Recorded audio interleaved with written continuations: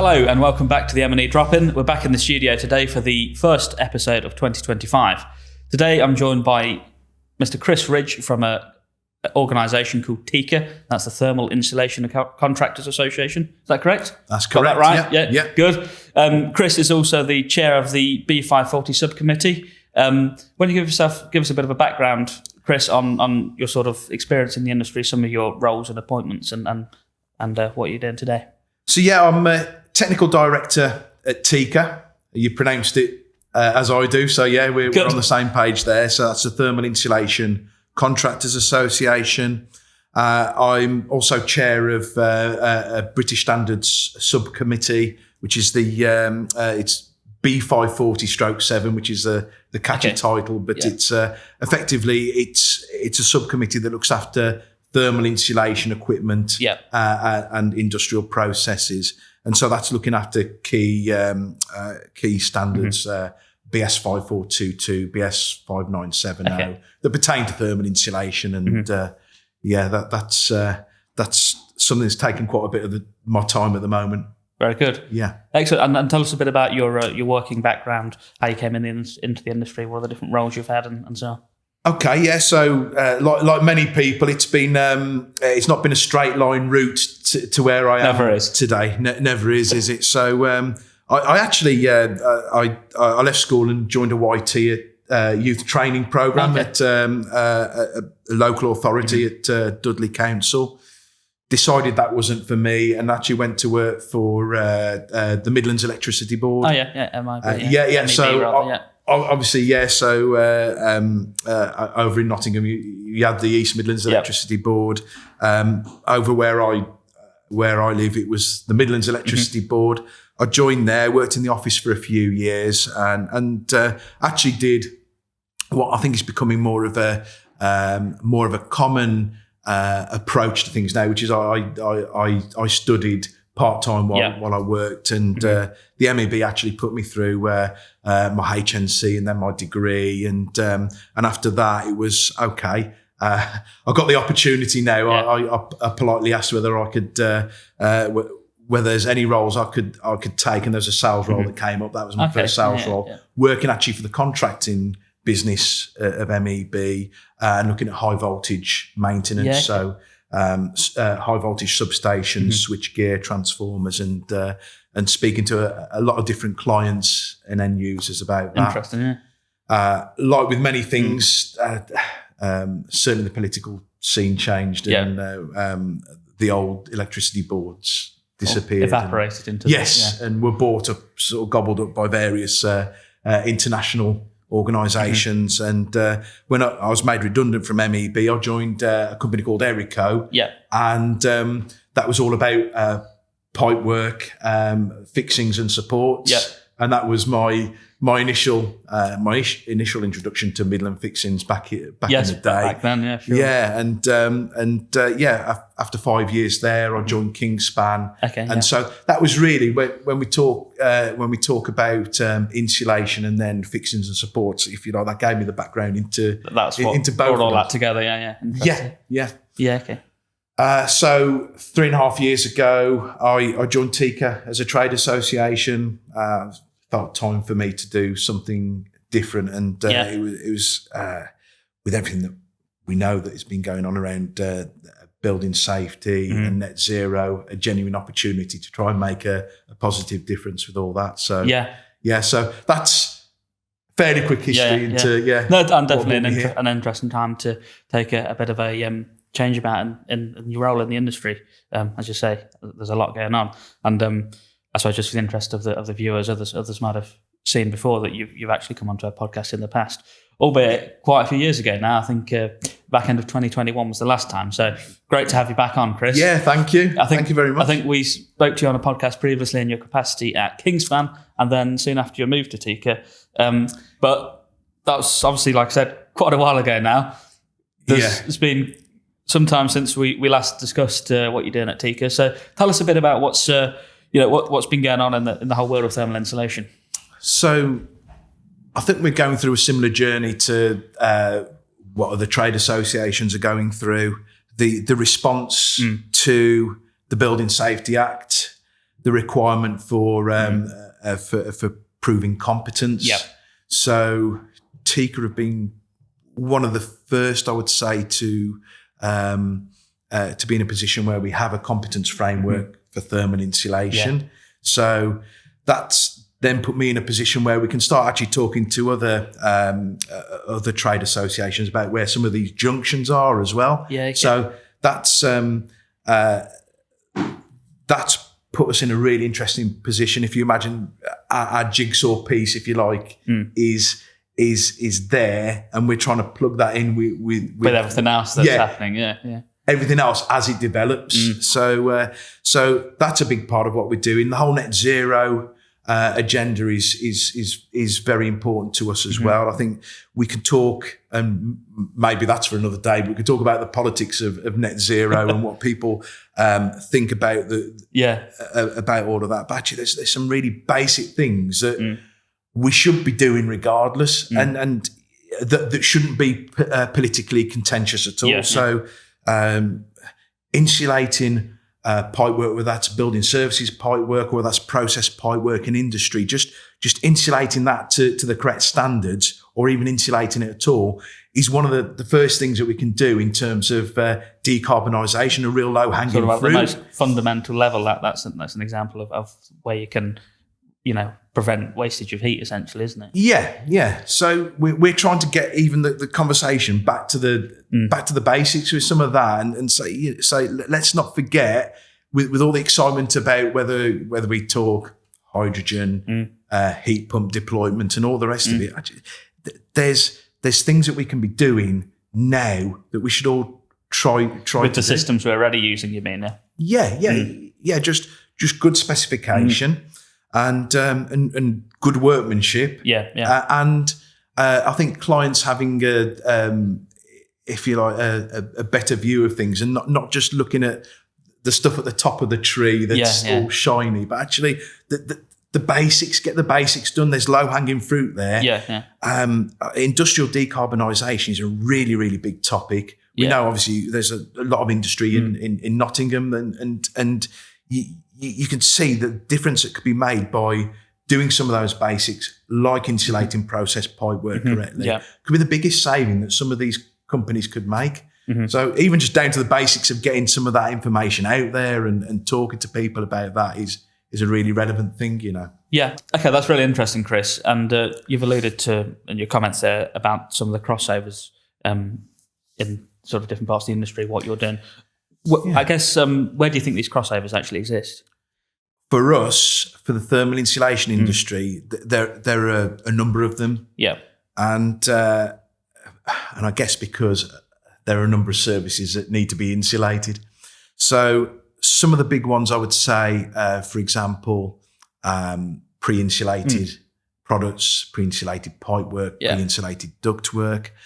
And there are also sort of specialist areas, for example, fire-resisting ductwork, where most of those ductwork systems need to be insulated. It's not for thermal value in its traditional sense, but it's obviously for fire integrity and or fire-resisting integrity. And so a lot of these areas, again, that jigsaw piece, we need to plug that in and work with other associations.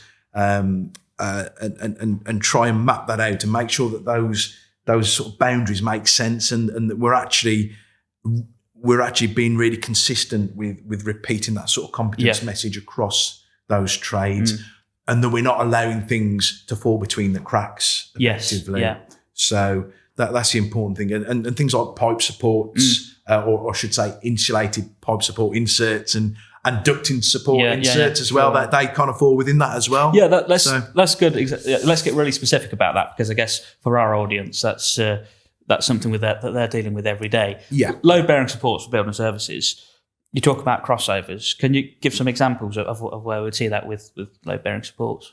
Some examples in terms of how it crosses over the trades. Yeah, how it crosses over. Yeah. So effectively, it's if we take ducting and pipe supports, they kind of fall between those trades because they're doing two different things, and I liken it to You've probably seen these sort of optical illusion pictures. The one I've likened it to is the sort of the duck and the rabbit. Yes. I think that's when we started talking about that. I thought that was a great metaphor. So you wrote an article on that, didn't you, a few months ago? Yeah. If I remember it rightly, duck or rabbit, insulin or bracket. Yeah, that was something like that. Yeah, kind of almost right. Something to that effect. Yeah. We can put a link to it anyway, and we can show them the illusion that we're referring to. Yeah, that's really what stimulated this conversation, wasn't it? Because it got right down to the specificity of load-bearing pipe support. So carry on. That's really interesting. Yeah. So when we talk duck or rabbit, what we're effectively saying is that from a thermal insulator's point of view,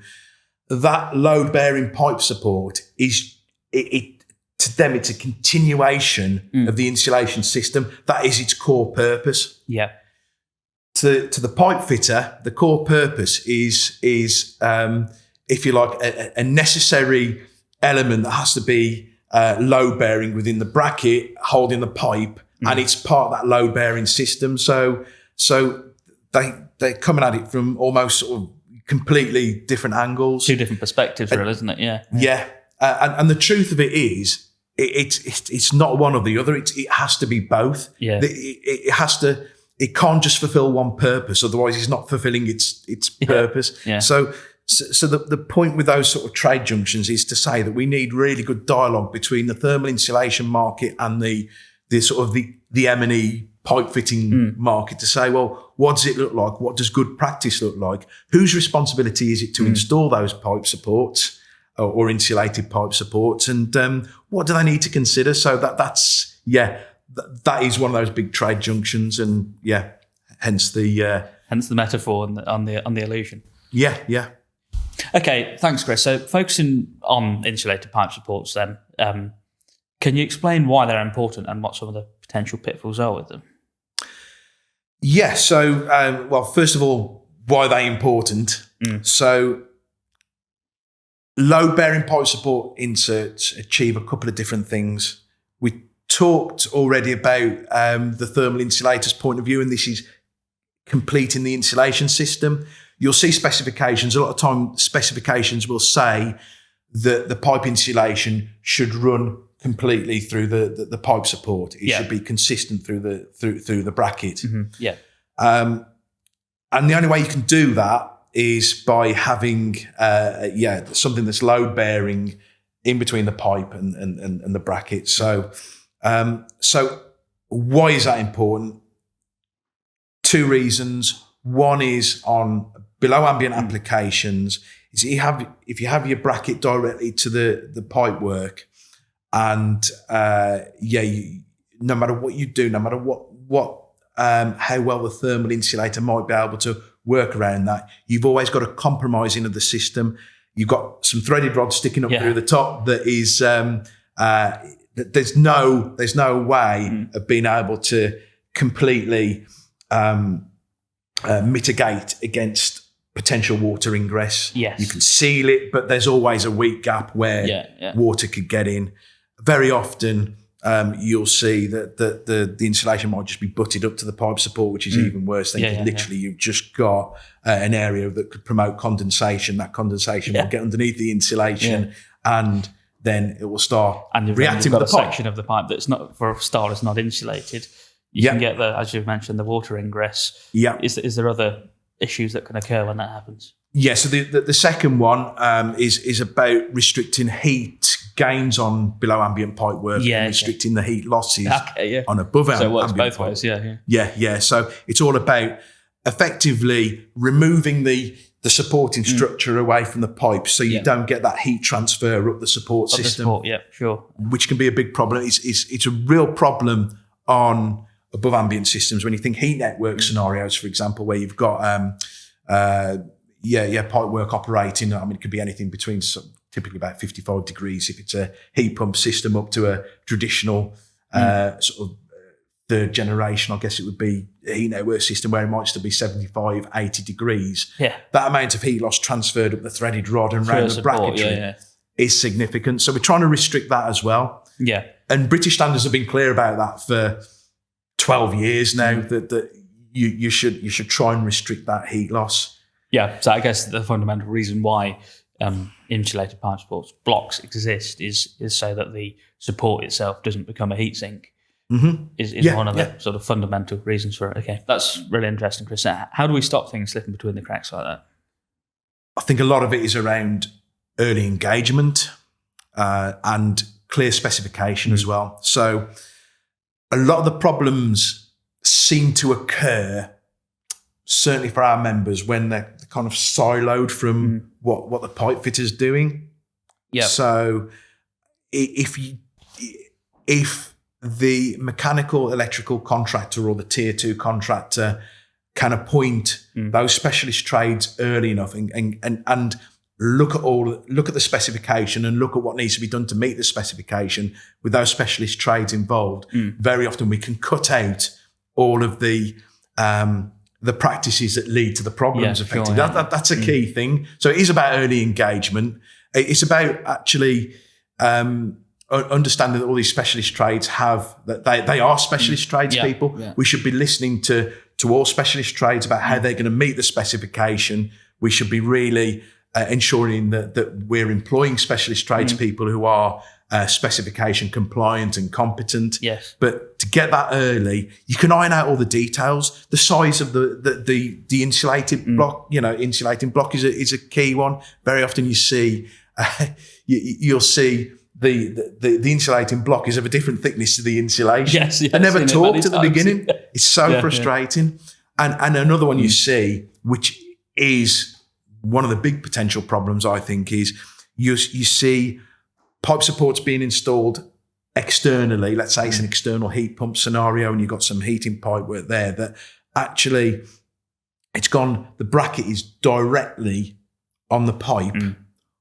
Or actually, that does still happen, but even if the insulated block has been installed with a clip around it, the block itself hasn't been weather sealed. It hasn't got a weatherproof cladding on it. So you need to get those details done. Yeah. What's that cladding system going to be? Yeah. So you see the pipe fitter needs to be talking to the thermal contractor early enough about what the weatherproof cladding is going to be. Yeah. Because if you've got that gap in the system where there's no external cladding on that pipe support, that is a bit that the birds are going to peck at and take the bits for the nests and where water's going to get in. So it doesn't matter how well you do the other bit, that's got to be weatherproofed on that block as well. Yeah. People rarely think about that. Yeah. Get that done early stages.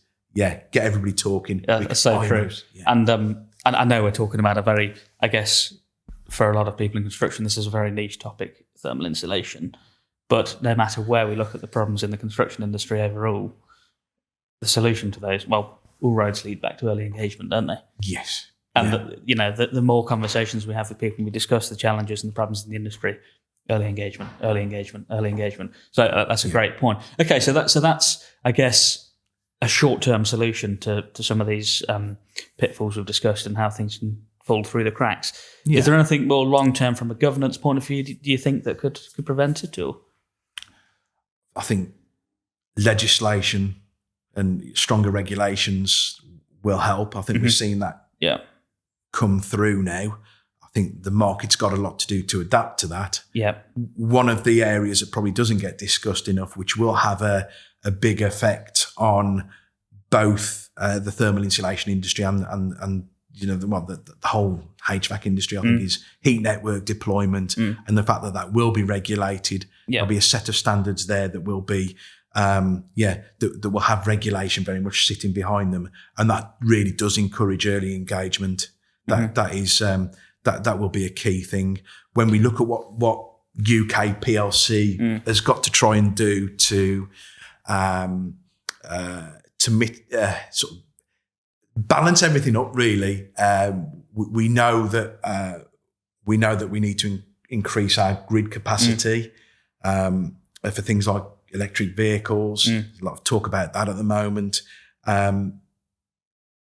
What we don't probably hear enough about is and we should be talking about it right now because it's January and it's been quite cold. There's a cold spell. Is how we heat our properties, and heat networks are a really good way of doing that, because one of the things around the grid capacity is that if we're going to electrify everything, including heating, then spike in demand for electricity consumption is going to massively spike in the winter. But if we can get more of our buildings moved onto heat networks, it's another way of countering that. So you don't get this huge, or you can mitigate against this huge sort of spike in demand by doing it a different way through heat networks. And that is going to be a really key thing, I think, is to sell that concept of heat networks to the general public. Yeah. It needs strong regulation behind it. That's coming. That is going to absolutely require early engagement for everybody involved in that process.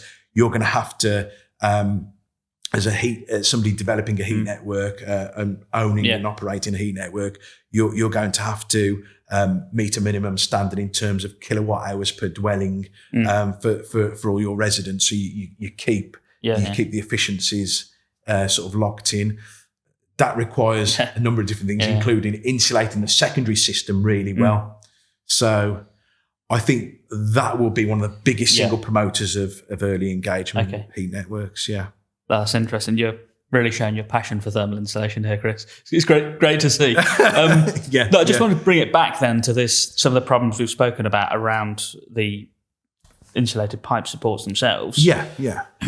From a I guess a governance and standards point of view in the industry, what is there? What exists, or what doesn't? In terms of pipe support, insulated pipe supports themselves, well, it's pretty much nothing. Yeah, is where it's at. Yeah. So as I say, I think what's happened is we've got a lot of different British standards around the building services industry. We've got very specific ones around thermal insulation. So we've got BS 5422, which effectively addresses the specification of thermal insulation materials down to its sort of prescribed sort of reaction to fire and thermal performance. It includes all the tables for minimum thicknesses and things like that. Then we've also got the one we're working on at the moment, which is BS 5970, which is the code of practice. So that handles the workmanship element of thermal insulation. And it does handle within that, it does talk about insulated pipe supports, but actually, again, this falls between the cracks because it's not actually something that the thermal insulator does. It's something that's done by the pipe fitter. Sure. So the questions then are, well, if it's not completely within the remit of the thermal insulation industry, and it's not been addressed by the building services industry more widely, then what do we do? And so I've taken this idea of the market to have an insulated pipe support testing standard. Yeah. So why might we need a pipe support insert testing standard is probably the question, and it comes back to this duck rabbit situation again. Actually, there are a number of reasons why, and depending on your trade, then you might see a different thing. So for example, if you are installing the pipe work, you'll be thinking about structural integrity of the support block. If you're the thermal insulator, you're probably thinking about things like the thermal performance of the block, and so it's different things. So what we need is a set of criteria that everybody that does what is perceived to be a thermal insulation, load-bearing pipe support insert, effectively, that anybody that's manufacturing something for that market is answering the same questions. It all needs to be a level playing field, and we need to know where everything stands and how it compares. So, as I say, depending on your viewpoint, you might have a different perspective on what the most important ones are, but I would say that they are all important, and there's no point in having a product unless it achieves a number of base criteria. Yeah. And so, yes, number one is it's load-bearing performance. Sure. And there's other things that might be added into that in terms of sort of, how easily damaged it might be and rates of deflection and things like that. Number two is the thermal conductivity. Now, typically pipe supports will not be as thermally efficient as the insulation, because what you're having to do is you have to compromise a little bit of the thermal performance for the load bearing performance. So you increase the density, you lose some. There's a trade-off there, yeah. Yeah, there's a trade-off. So, but that's important too. Reaction to fire is really important. Sure. We're talking more about that, of course, and that has been reflected in more standards now to the Euroclass reaction to fire standards. So we need to bear that in mind too. And also things like sort of mu value of the insulation, water absorption, and those kind of things. So there's a set of criteria there. What I want to be able to do is to set that out and make sure every manufacturer has a consistent means of testing that. I think it's absolutely worth doing. Yeah, it's the problem is it is something that's slipped through the cracks, but actually because of all the importance of using insulated pipe supports for all the reasons we've already discussed, it's a growing industry. It's quite a big industry now, and it's quite unregulated at the moment. So to have a standard there for people to test against. So that's what we're working on. We've taken that idea out to other trade associations. There's a general agreement we should do it. Yeah, good. It's been mentioned through British standards subcommittees, but it's going to take some work, and it's going to take more people than me to be able to do that. I'm going to need a really strong team of people to assist with this. Absolutely. So so we'll see. The message is out there. We'd like to do it. And if anybody thinks they can help with that, I'd be interested to talk to them, but it'll be a long process. Okay. Well, great to see what you're trying to do there. And I think it's a fantastic idea anywhere we can level the playing field when it comes to product information. It's such a, as you say, it's an area, not just in this particular niche, but in all of construction, product information. Yeah. And a lot of it comes down to the standards behind the products in the manufacturing stage and the testing stage. Yeah. So it's really, really good to see. So, and again, good to point out that there isn't actually one that exists at the minute. So I guess my question then is, in the absence of that, what can contractors do when it comes to product specification or specifying thermal insulated pipe support blocks? What should contractors be looking out for to ensure that the products they're using are fit for purpose? Well, the first thing to say, of course, is make sure that you are using an insulated block. There will be situations, pipe expansion. For example, there will be systems where you literally can't use an insulated block, of course. Yeah. But effectively, whenever you can, you should be using an insulated block. So that's the first thing. Actually do it rather than using a rubber line clip or whatever it might be. It's a case of really, really understanding the specification and what that is requiring. And I would say then it's a case of taking responsibility and actually ensuring that the product that is being put forward meets that specification. Now, it might be at this moment in time that if manufacturers might have all the answers on this because they've not been told to go out and declare, do the necessary testing and declare all of the things that we've been because the standard doesn't exist. Yeah, for sure. Yeah, but I think we should be asking. I think we should be asking manufacturers. We should definitely be looking at all of these different aspects and making sure it works. Yeah. So, it's not a perfect solution. Without a standard, it's quite difficult. But I think if we don't do that, something is likely to go wrong at some point. So, we should be asking that. We should be asking the manufacturers of the pipe support products. We should be asking the thermal insulators their point of view as well, and early engagement on it effectively. Yeah, and like you said, just at the bare minimum, understanding the specification. Yeah, insulation thickness. What is insulation thickness, for example? I mean, that's a basic starting point. Making sure you are using insulated pipe support. So, some great points there. Okay, so that's really helpful, and obviously, as we've touched on already, the standard doesn't exist. There is a need for one. And it all comes back to product information and having a level playing field. You've discussed about how, you're trying to bring this about and the support you'll need.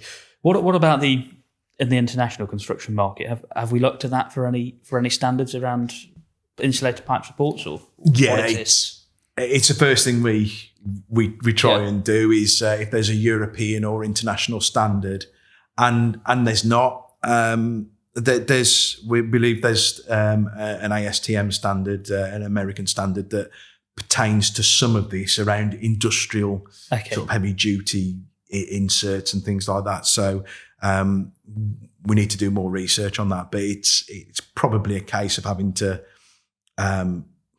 take some useful guidance from that. But really, it's maybe not starting completely again, but it's definitely there's nothing exists fits that hole exactly. Again, that's a jigsaw piece kind of scenario. There's nothing that fits that hole nicely at the moment. We need to fill it with something that works. Yeah.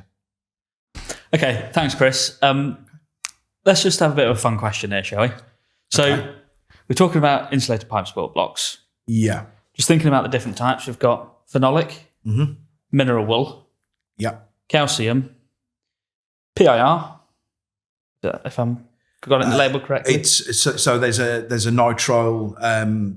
Some nitrile manufacturers have a block that is PIR based. So that's the one I'm thinking of. So it's rigid and it can load bear. Yeah, and then wood, I think, is the last one.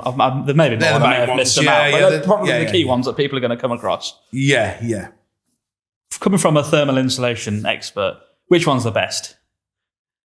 Which one's the best? Yeah. Right. I'm going to give a political answer here. and it actually is a right answer. It's whichever. It's like asking which insulation system's the best. And again, the whole point is there are a number of different insulation systems because they all behave in a slightly different way. So actually they've all got strengths and weaknesses. So effectively, the pipe support that is best is the one that best complies with the insulation system. One that's right for that system, yeah. Yeah, and so, you need to think about things like, for example, the temperature range that you can go to with certain pipe supports and the insulants.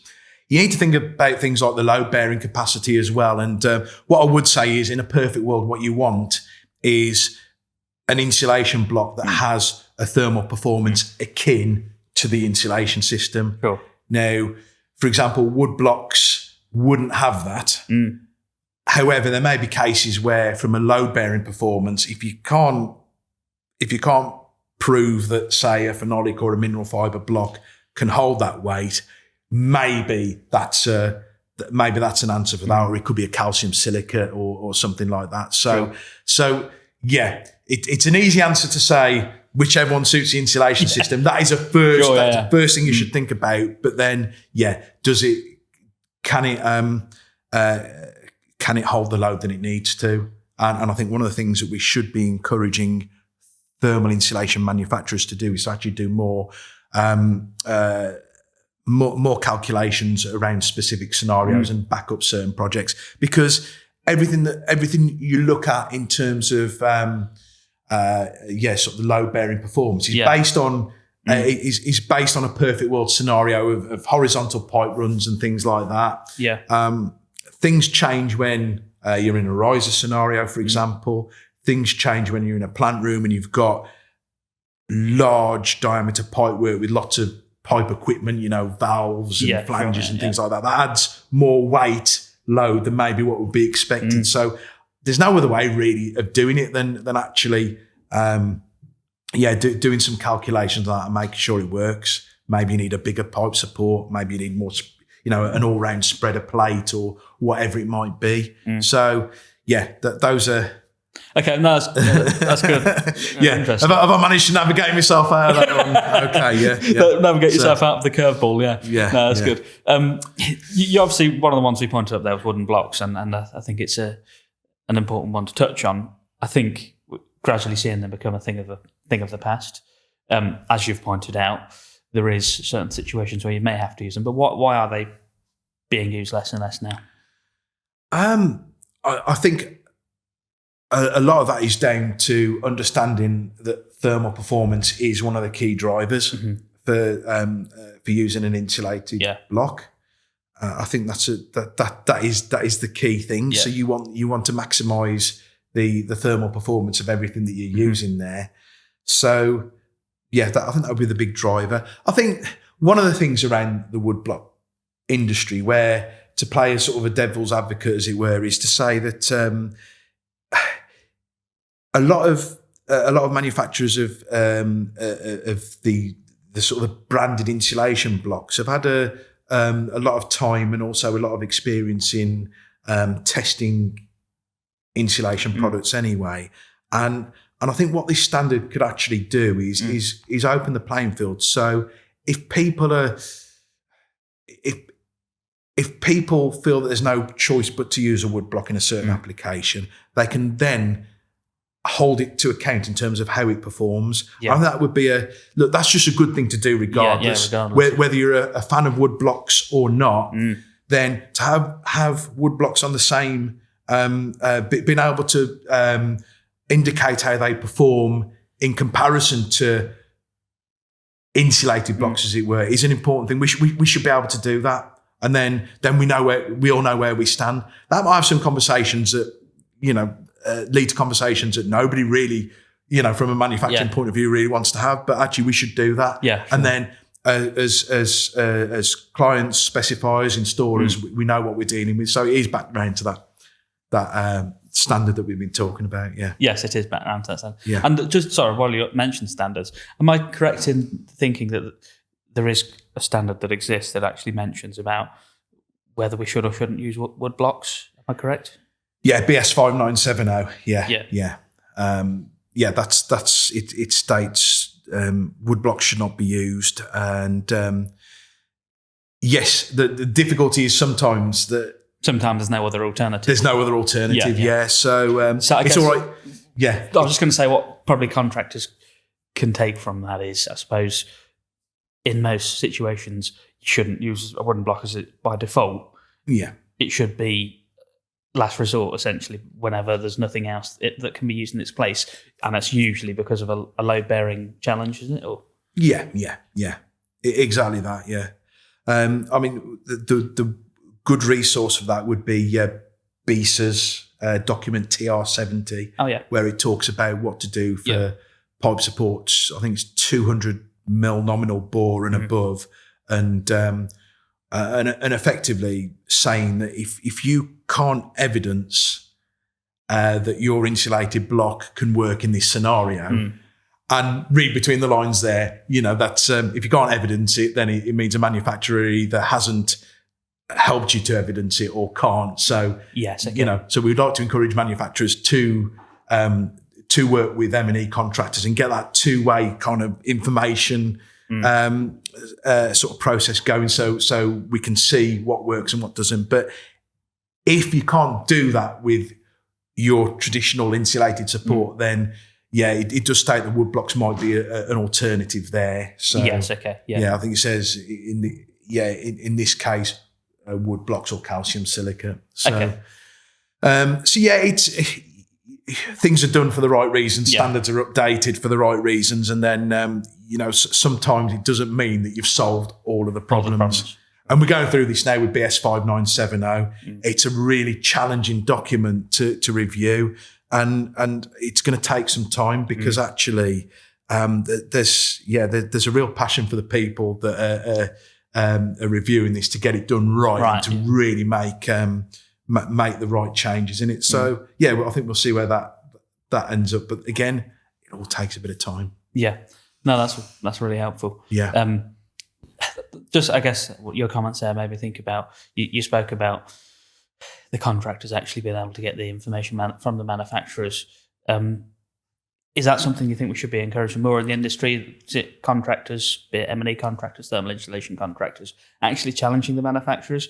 Because it comes back to the product information question, really, doesn't it, that we've spoken about? And there's been the Merrill Day report that's gone a lot into product information, and that's been around a little while now, hardly gets a mention these days. But it doesn't.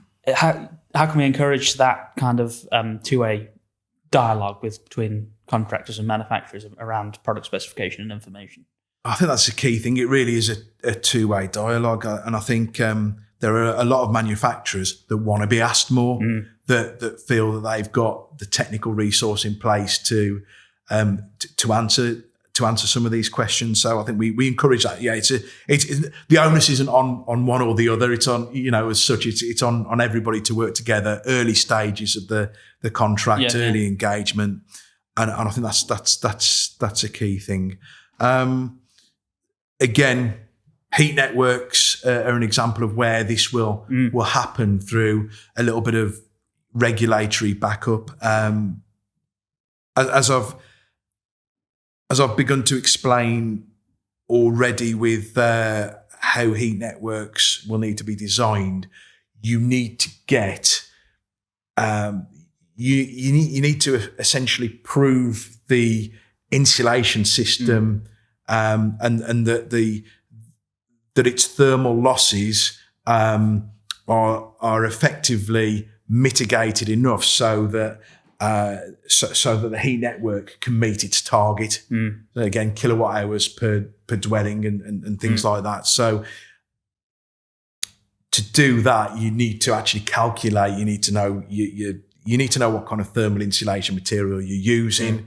At early stages, you need to know what you're doing with the pipe support. You need to know what you're doing with all the ancillary pipe work, valve covers and things like that. You need to have a very clear indication.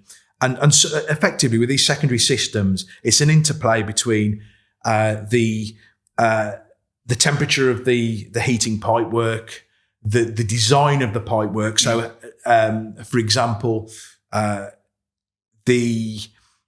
the most efficient way of designing a heat network system is sort of riser centric. So you have lots of individual risers going straight into the apartment and carrying on up to the next apartment to the next floor.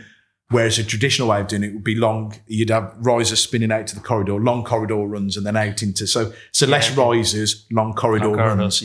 Actually, there's ways of designing around. So the design. The actual layout, the number of apartments, all that interplay, along with the temperature of the pipe work, and then the insulation. You've got to get all that together early stages. So that actually means that that's all got to be done at the beginning. So so it's refocusing people's minds, get the insulation specification right at the beginning. Then everybody knows where they're at. They know what material they need to use and the thicknesses of the material, and they can prove it then. So, like we said earlier, all roads lead back to early engagement, but also all roads lead back to evidence as well, don't they? And as a colleague of mine likes to say, if you haven't got the evidence, all you've got is an opinion. And, the thermal insulation and bringing it right down to the load-bearing pipe support blocks. Same principle applies as it does in so many other areas of construction. So, talking about evidence and early engagement and so on, just pivoting slightly, I suppose, in something that may be able to help with that. What's your thoughts on how digital technology can impact and play a part when it comes down to this?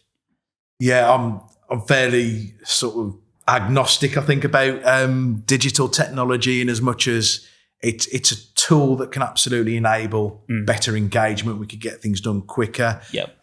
We've had some very interesting experiences with, and I know this is segueing even from your sort of pivoting point. We're even going even further into the long grass, perhaps, but the introduction of things like AI as well. Sure, there are so many good things that can happen with that, but there's some really, really, I think there's some big risks with that as well. It's so easy now to make something look half good with AI, and it's half good or 90% good. Doesn't do what is necessary. With all of these things, you need somebody on either side of that engagement who understands enough, who is effectively competent enough to understand the whole kind of the interaction between the trades there, and say, okay, we're not relying on IT to do our job for us. We are using it as a tool, but we are actually essentially it's like an enabling tool. And it's really, I suppose what you're pointing out there, the fundamental that it comes down to is the disciplines around how we use these things in the right way. And I guess it can, like any technology, whether it be digitally based or physical, ultimately how we use them. There's a right way of using things, a wrong way of using things, and some of them can make us way more efficient. Some things can have some short-term gains and long-term impacts as well. So great point, and some valid warnings there, I think, as well, Chris. But I do think, I guess, we're starting to see more and more from an evidence point of view, technology starting to play a part.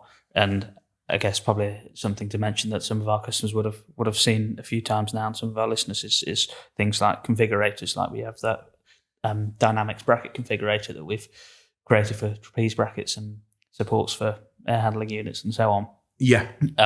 Which I guess I suppose an example of where technology can be used, if it's used in the right way, to make a design process more efficient and give you a thread of evidence to accompany it, which is great. But as you rightly say, you've got to understand how these things work and how to use them effectively. And I guess that also comes down to the innovation around technology as well, is making the use cases for them as easy and straightforward as possible to create those efficiencies. Okay, so that's a useful side note on technology there. But another thing I wanted to just delve into, Chris, you spoke right at the beginning about the competence framework you've been working on. Tell us more about that. What's that you've been involved in, and how does it work? And so I won't go into all of the detail that people like Hannah from the CPA will go into better than I, effectively. But as you'll be aware, there's been a drive towards competence in all construction sectors. It's been split into a number of groups. We sit within the sort of the building services super sector, and we, like other trade bodies, we are the ones that are effectively looking at what competence means for our trade. So we have a framework for competence, we have a route to competence, and we arrived quite early on this, I would say, because we already had a lot of this in place. We have unlike quite a few of the trade associations, we actually have quite a big apprenticeship scheme. Good. I would say, and I think other trade associations would forgive me for saying this, but I think we got something that we could be really proud of, that other trade associations would like to be able to emulate. Yeah. And so with our own training centre, which is in Darlington in the northeast, we train apprentices to level 2 and level 3. Okay. And so we have a route to competence, which will result in the necessary skills. So they're trained in line with the competence framework that's been created. Yes. So effectively, most of that, because obviously we know about SCEBS, skills, knowledge, experience, and behaviour, and so effectively, the one thing for us, post Building Safety Act, as it were, that we had to consider was more sort of the experience and behaviour side of things. But clearly, we've already been, as part of our apprenticeship route, we've already been teaching the skills and the knowledge to be a thermal insulator. So to effectively, we've got a lot of the journey done. Mm-hmm. So we have that now. That is why I'm able to go and talk to other trade associations about, here's our jigsaw piece, how do we fit that in? Yeah. So that's a really good place to be. It is one of the key sort of drivers for us this year, is around that sort of organisational competence. So beyond just the individual to the actual organisation there. So yes. As again, this is not just a TICA thermal insulation industry issue, but we know obviously that tier 1 contractors are going to be under more and more pressure, particularly with higher risk buildings, for example, and the implications thereof for the various duty holders. in that process that tier one contractors need to be able to ensure that for projects that they are working on, that everybody throughout the supply chain is competent, and that they are appointing competent companies. Now, obviously, one of the things from TICA's point of view is, as a trade association, we've kind of been telling our members this for the last few years. Yeah. It's very difficult sometimes because until the rest of the industry is also able to have their competence frameworks in place, we kind of, sometimes it doesn't always help to be the outlier. But ultimately, we've been talking to our members about this for quite a long time. We've been putting certain provisions in place to help to upskill our members. I think it's fair to say. So they all have to go through the process, the common assessment standard process. So they have to have certification there. There's a number of different bodies that do that, and it's just an example of where we are trying to, if you like, set the hurdle a little bit higher.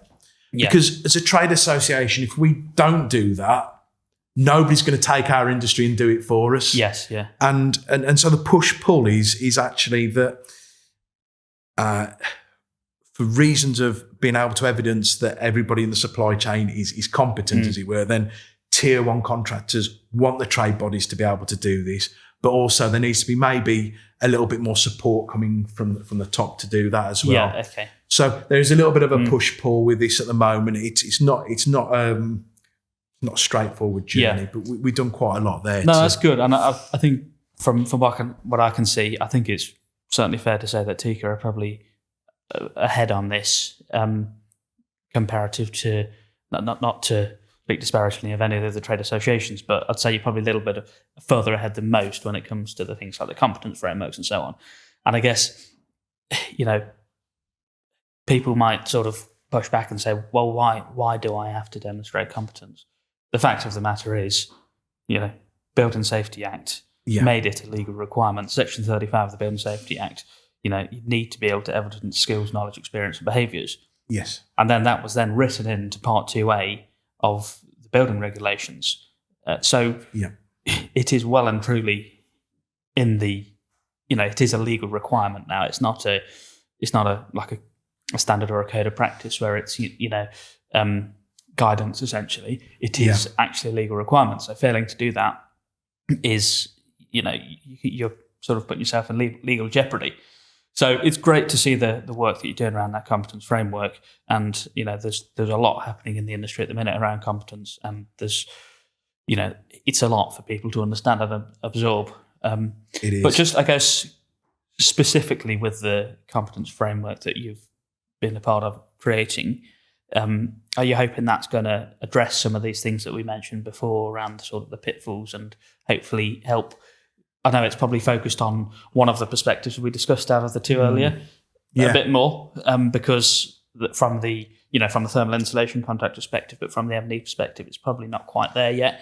But do you think it will help with some of that crossover and pitfalls? Long term, yes. Yeah. I think so. One of the things that we're working on, which I alluded to, but I didn't go into much detail, is that we are looking at a technical assurance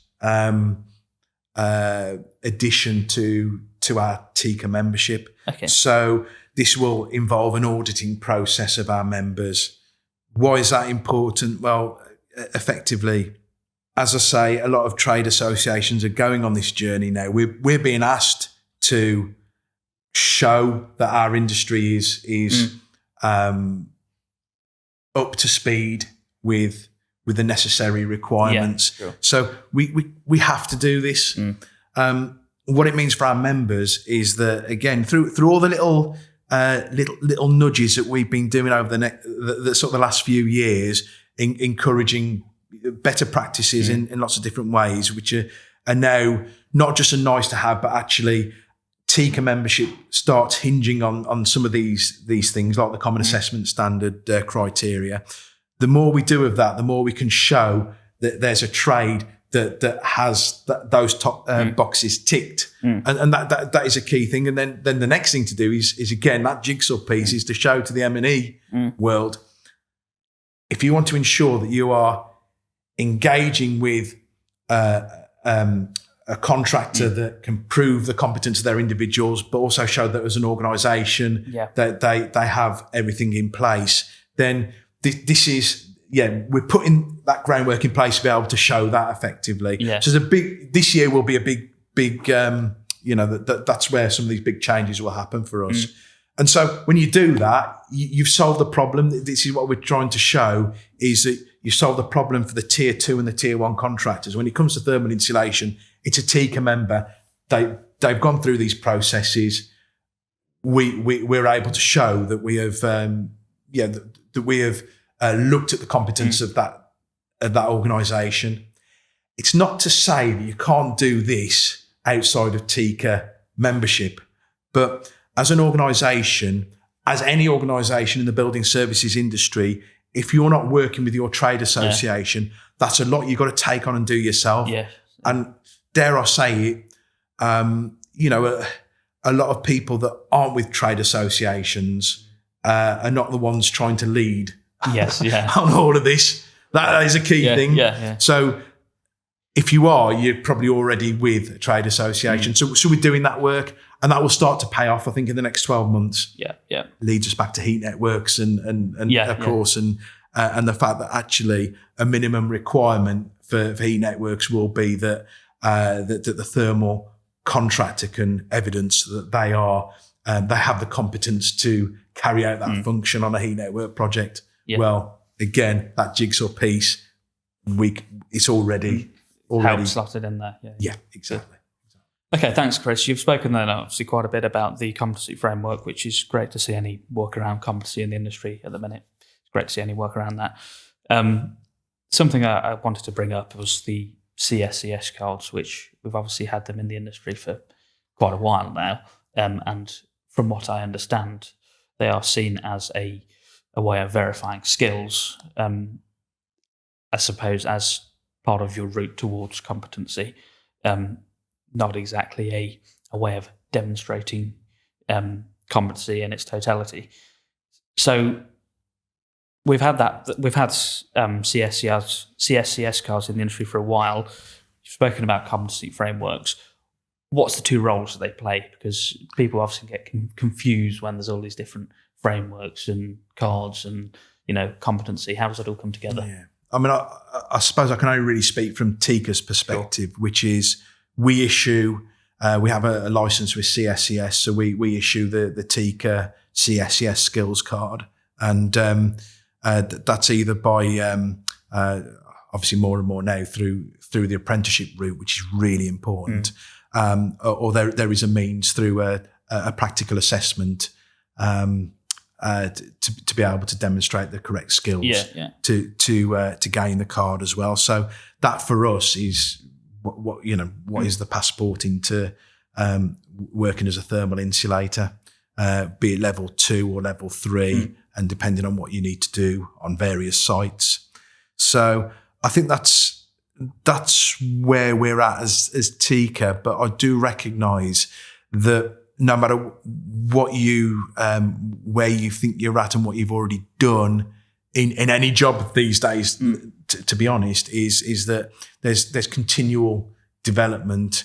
And I think what we need to do and work at now is how we can encourage further development.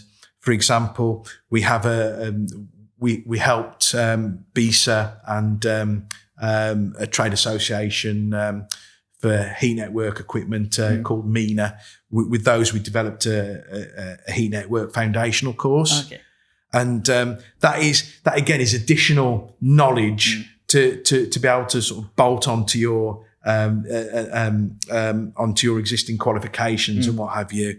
And that's really important because we can't just say competence done. It's a continual process, and there's going to be something else. It's like it's living, isn't it? Competence, essentially. It's not something you've ultimately arrived at. It's you are at a stage of competence in the overall competency journey, and you'll move along that spectrum. Is that a reasonable way to look at it. That's fair enough. I mean, the pace of change in the modern world is as such that, we can't assume that what we knew 10 years ago is relevant now. Yeah. New products come into the market, new standards and legislation, and even from an installer perspective, some of this will affect how an installer does carries out their function. So all the time, it's a continual process. We can't say job done ever. Correct. And so what TICA need to be able to do is to encourage that further development, but also make sure that can be recorded.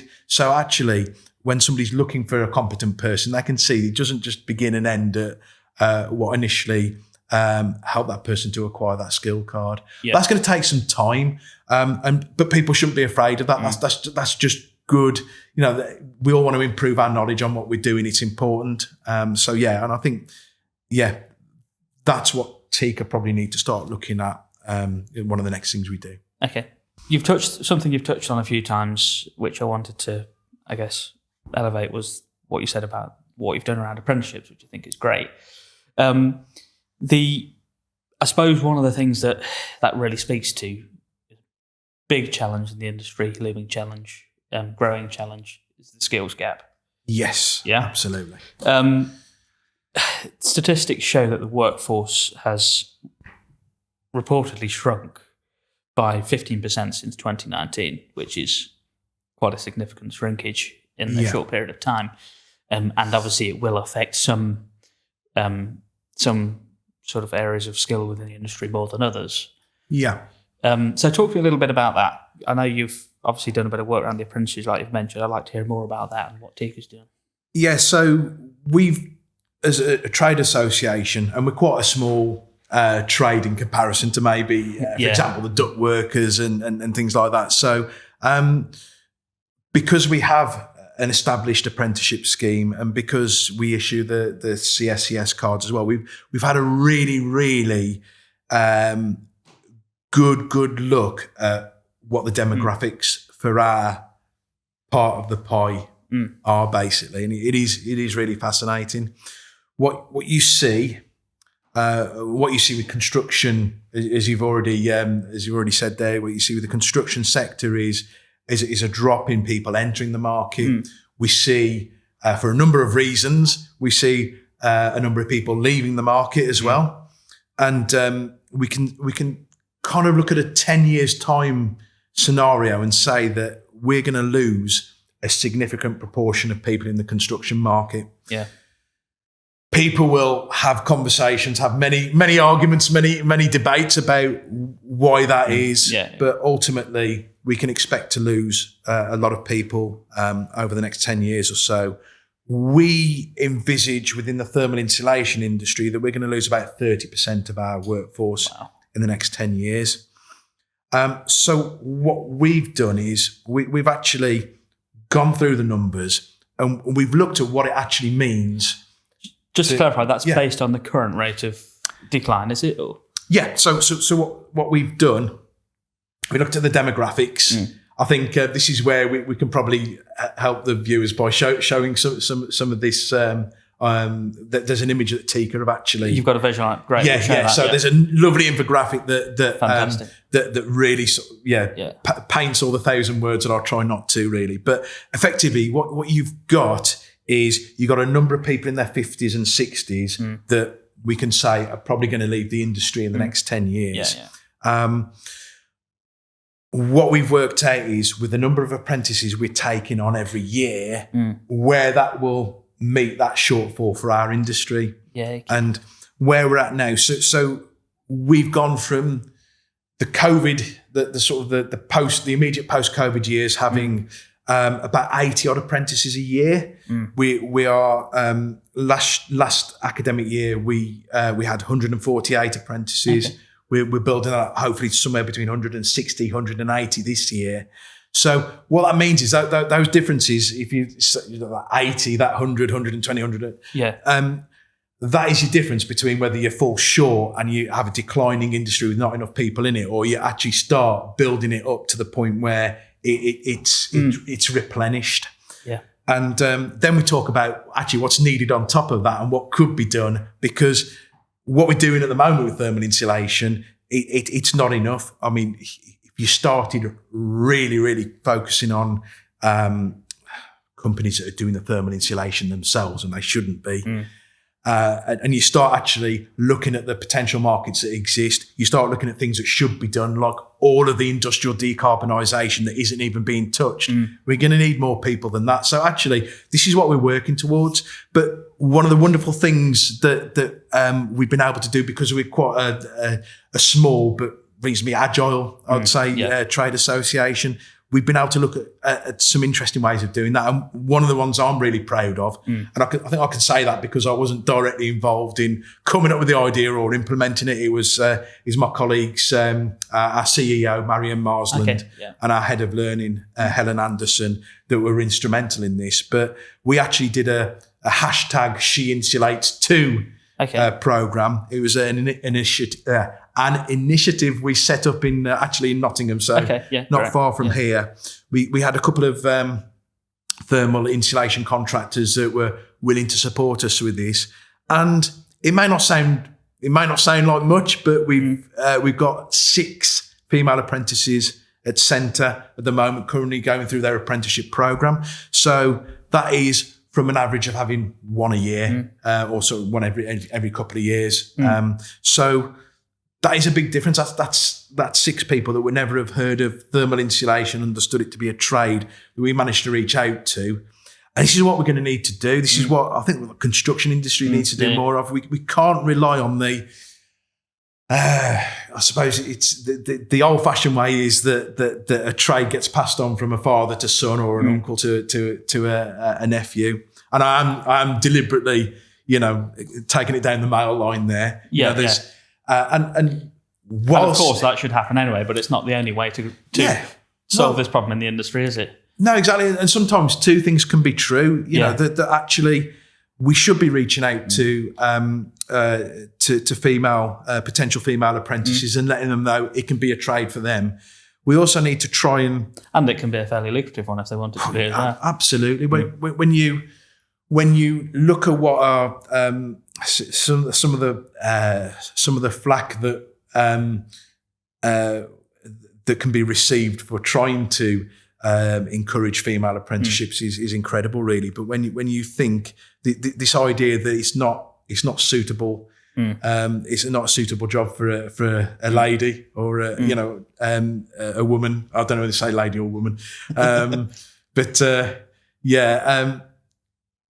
the idea that it's not a suitable trade, and then you see some of the things that women have to do in, for example, we think of the social and care sector, some of the really, really difficult roles that women seem to be expected to do, and that it's not a job for a man. Well, let's open everything to everybody. Let's give people, if it's right for them, give them the opportunity.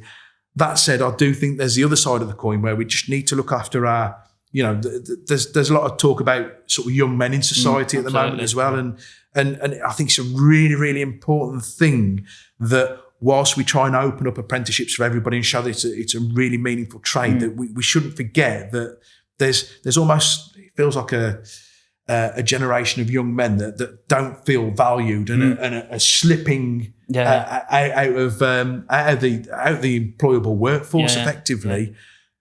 Construction trade is a wonderful one. It's a wonderful sector to be in. We should be really proud of that. And actually, it does need a few tweaks. We know that.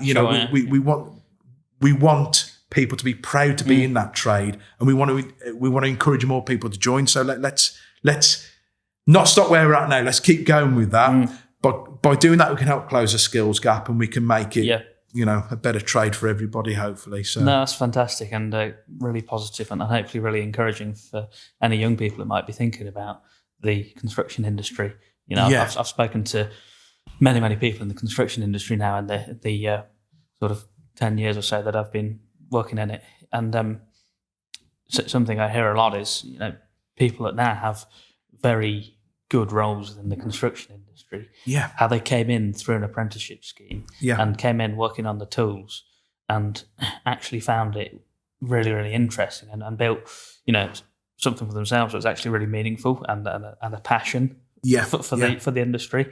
And because that ultimately became their driver, they pushed themselves to step up and take on more responsibility within the industry. And as we've said, there's some fantastic roles in the industry. We've got a shortage of people. Yeah. And that's a growing problem. It's actually, whilst, as you rightly said, yes, it's not perfect. There's some tweaks we've got to make, and we've got a long way to go. It's actually a really exciting time to be in the industry, to be fair. There's a huge amount of innovation happening. There's a lot of change, which obviously with it comes challenges and confusion and so on. Yeah. But there's huge potential and opportunity there. So it's great to see what you're doing. Yeah, we're not going to solve our problems by recruiting from abroad.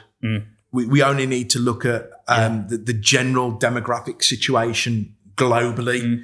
There aren't many countries where the birth rate is going up. In most cases, it's going down. Declining, in some countries, very noticeably.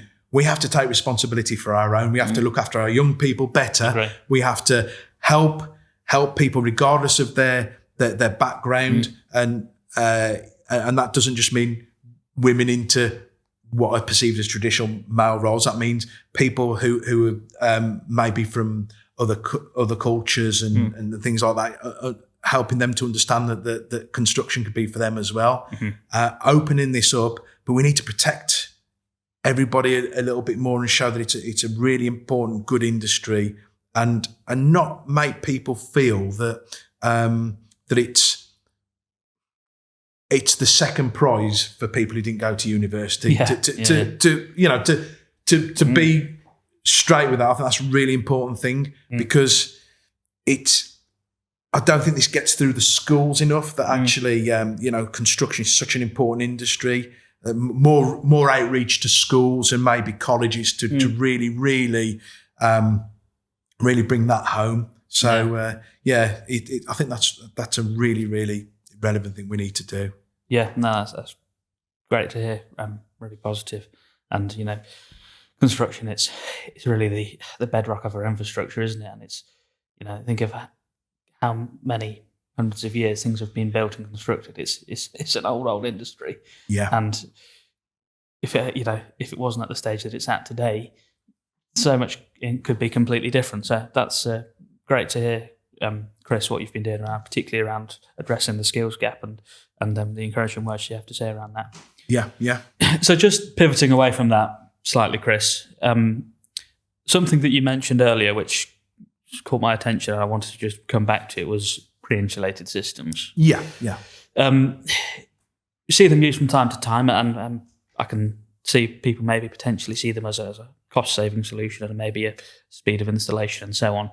What part do they play, or should they play? What part should pre-insulated systems play? So, obviously with the caveat that I represent the Thermal Insulation Contractors Association, and we are very much about insulating existing pipework and things like that. I think we have to look at this fairly. We have to understand that innovation happens and that new products will come onto the market. I think there's a few thorny issues to tackle with this, though. I think, first of all, pre-insulated by its nature is a combination of trades. You take a product that is say a ducting or a pipe product, and you add insulation to it, then you are also effectively marketing an insulation product, and that means that the people installing it need to be competent to work around insulation as well. I think some of the things that happen are based around the fact that actually it's pre-insulated systems can be sold as a solution to people who don't understand thermal insulation. Okay, that is one of the problems, and I think that is borne out by the fact that you see systems that may not have the expected reaction to fire that you would have from a traditional insulation system. You'd want a minimum of a Euroclass B for a a pipe insulation system being used in a building services application. Some of these pre-insulated systems are not that.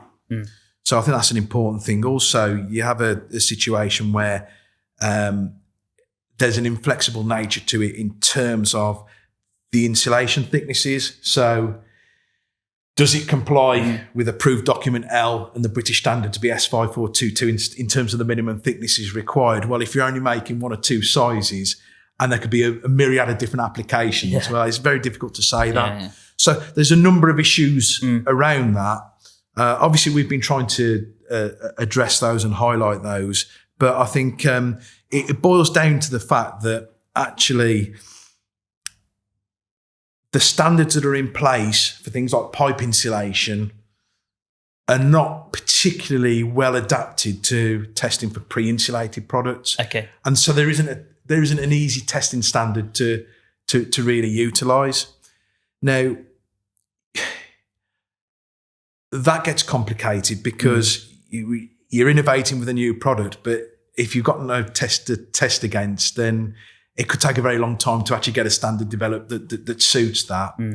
And as you rightly say, it's essentially two systems, isn't it, that are trying to be combined into one, which inevitably is going to create problems, isn't it? Yeah. So you've got the pipework system, for example, or it might be the ductwork system. Then you've got the insulation system. Bringing them together as one system, if the testing's not rigorously done to back it up, surely that presents multiple issues. Yes, and it's very often misunderstood because the people employing those systems are probably an expert in part of that, but not all of it. Not all of it. That is comes back to that crossover that we were talking about earlier, and I guess this is probably an example of where crossover can happen right down to the product level and how things can slip through the cracks. Yeah. It's a very similar thing again. Yeah. So, and it's the Morale Day report does highlight this, that sometimes product innovation can happen so quickly that the standards aren't there to catch up with it. That doesn't mean that we can just carry on and ignore it. So it is difficult. And it comes down to the fact that if there are products out there that there's no easy means of testing, and there's no harmonised standard to test against, and for your declaration of performance and things like that, if you're bringing that product into the market without that test data, well, how do you comply with things like, for example, B9991 for residential applications, fire safety in residential applications, when it states things like in corridor spaces you need a minimum of a Euroclass B for the pipe insulation, or a minimum of B for the finish of any service in that area. So it's very difficult to show how you prove that. Yeah.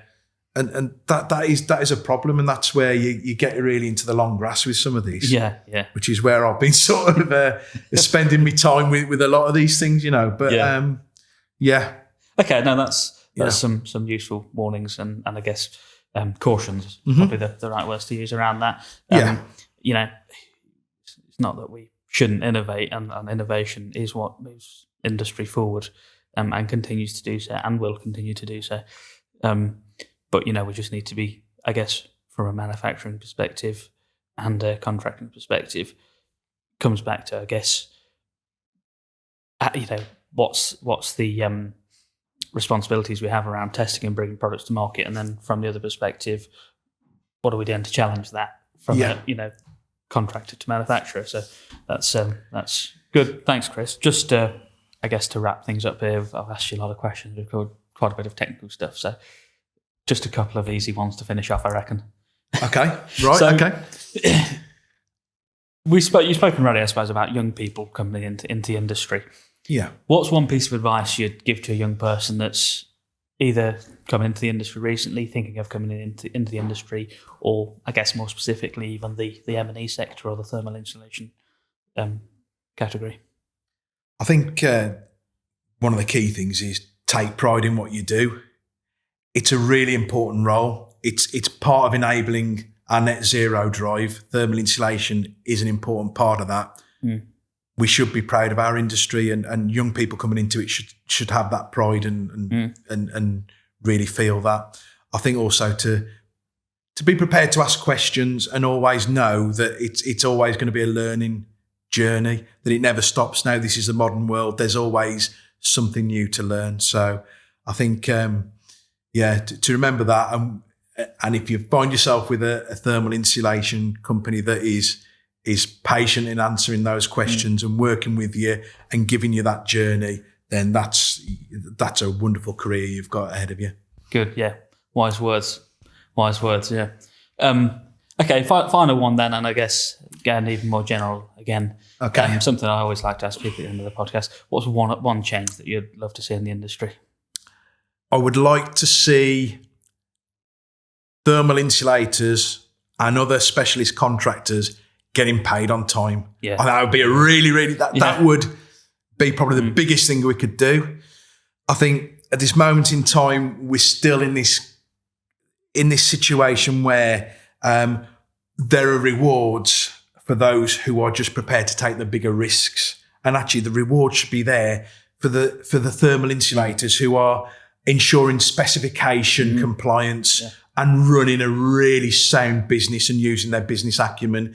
That they shouldn't be outcompeted by people who are prepared to take more risks. I don't think that's fair. Yeah. So I think that would go a long way. And I think that's part of the messaging that needs to come from tier one contractors.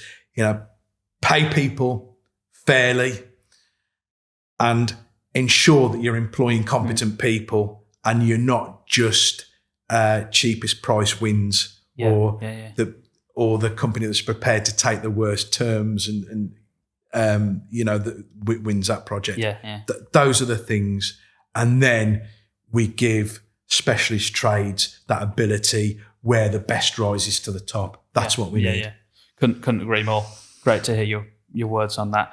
And absolutely couldn't agree more. And I think viewers and listeners would certainly agree with you on that. And if there's changes we can make along that line of the industry, then it's only going to be for the best of everyone involved. So good. Well, thanks for your time, Chris. You've been a great guest. And, thank you. Cheers. Yeah, it's been a pleasure. Taken up quite a bit of your time. It's but really some really informative information there. And I think it'll be very informative for our audience and hopefully for the audience in the thermal insulation industry as well. I hope so. So you're welcome back anytime, and appreciate your time and effort and energy and the work you continue to do in the industry. So thanks again. Scott. Thank you. And thanks to our viewers and listeners for tuning in, and look out for further episodes and feel free to check out our social channels for previous episodes. Until next time, thank you.